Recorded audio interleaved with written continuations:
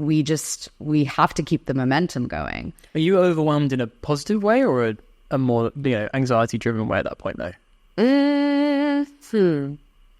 Both, maybe. Yeah. I think more positive than anything.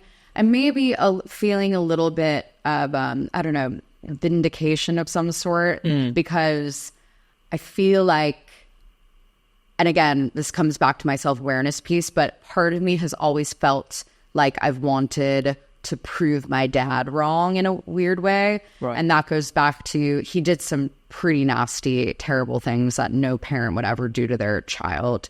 Like try to get me expelled from college. That's a whole other story. But he just would always say very, negative things. And I just always knew that I was destined for something far greater than he ever was. And I kind of was like, it felt kind of like a massive fuck you in a way, which was so fun. I know that sounds a bit...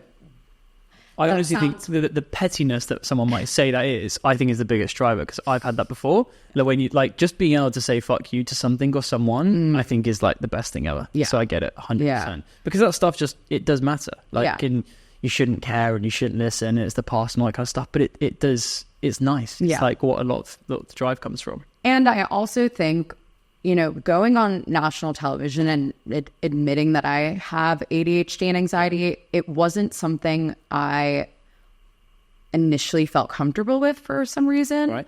And seeing that episode and then understanding afterwards the magnitude that of the impact that had on young women, after it aired, so many mothers would just approach me and say, my daughter was just diagnosed with ADHD and she was hysterical because she felt like she was never going to accomplish anything in her life as a result.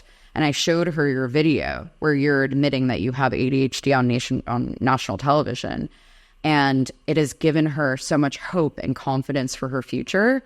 And for me, I was just like, this was such an unintended impact of me talking about my story, but it made me so passionate then about advocacy for ADHD and just that you can go on to accomplish amazing things as well. That for me kind of is the best feeling of all that I get from all of this. Like when we get feedback from people that say, I read your story on the side of the can, and I also have ADHD and I found this to really help me. So thank you. And just the thanks that we get, that fills my cup. One of the questions I wanted to ask you is, what is your biggest driver now and post that, all the success you've had today? And is that it? 1000%, 100%. Because my whole life, I have been surrounded by just various mental health challenges with different family members, with myself. And to hear that my story and our products are helping people with their mental health, just that for me is everything. That is one of the things I'm most passionate about. I somewhat thought as a teenager that I'd go on to become a therapist for some reason.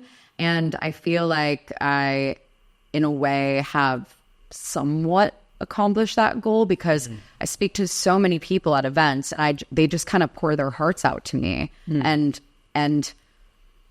I just love being able to connect with them and show them that it's okay and they're going to be all right. Their kids are going to be all right. It all works out. Give them the proper support, and make them just feel seen and heard, and it'll all be okay. That for me is everything now.